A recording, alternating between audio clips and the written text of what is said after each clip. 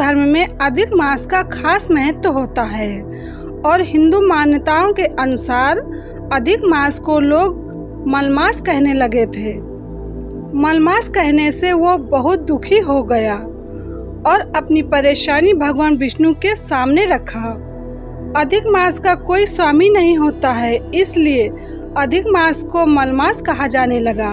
तब भगवान विष्णु ने अधिक मास को वरदान दिया कि अब मैं तुम्हारा स्वामी हूँ और पुरुषोत्तम नाम दिया। पुरुषोत्तम भगवान विष्णु का ही नाम है, इसीलिए इस मास को पुरुषोत्तम मास भी कहा जाता है।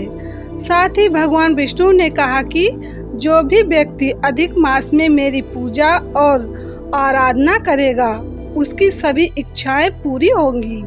अधिक मास में सूर्य की संक्रांति, सूर्य का एक राशि से दूसरी राशि में प्रवेश न होने के कारण इसे मलमास यानी कि अधिक मास कहा गया है।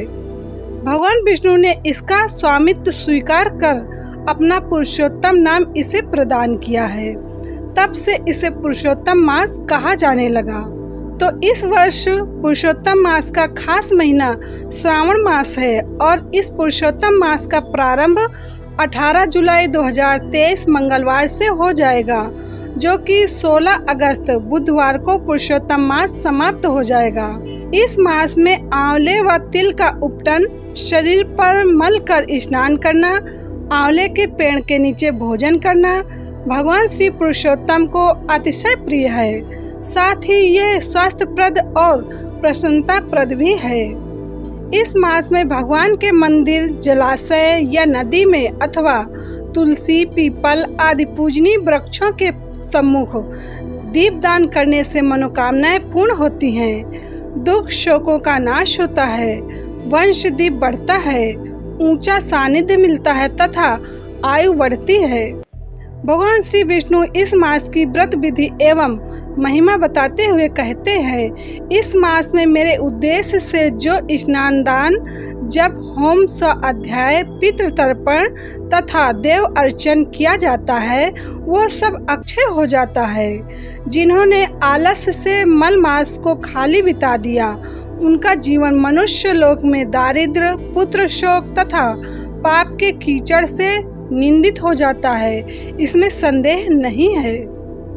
भगवान विष्णु जी कहते हैं, सुगंधित चंदन, अनेक प्रकार के फूल, मिष्ठान, नैवेद्य, धूप, दीप आदि से लक्ष्मी सहित सनातन भगवान तथा पितामह भीष्म का पूजन करें। घंटा, मृदंग और शंख की ध्वनि के साथ कपूर और चंदन से आरती करें। ये न हो तो रुई की बत्ती से ही आरती करें, इससे अनंत फल की प्राप्ति होती है। चंदन, अक्षत और पुष्पों के साथ तांबे के पात्र में पानी रखकर भक्ति से प्रातः पूजन के पहले या बाद में अर्घ दें। अर्घ देते समय भगवान ब्रह्मा जी के साथ मेरा स्मरण करके इस मंत्र को बोले।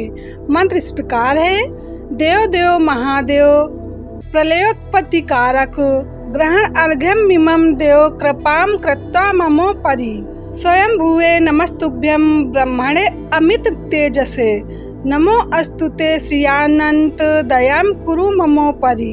हे देव देव, हे महादेव, हे प्रलय और उत्पत्ति करने वाले, हे देव, मुझ पर कृपा करके इस अर्घ को ग्रहण कीजिए।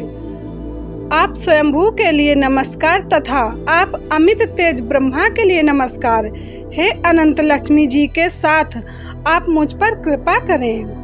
पुरुषोत्तम मास में संध्योपासन, तर्पण, श्राद्ध, दान, नियम, व्रत ये सब अक्षय फल देते हैं। इसके व्रत से ब्रह्म हत्या आदि सब पाप नष्ट हो जाते हैं। प्रति तीसरे वर्ष में पुरुषोत्तम मास के आगमन पर जो व्यक्ति श्रद्धा भक्ति के साथ व्रत, उपवास, पूजा आदि शुभ कर्म करता है, निसंदेह वो अपने समस्त परिवार के साथ मेरे लोक यानी कि वैकुंठ धाम में पहुंचकर मेरा सानिध्य प्राप्त करता है।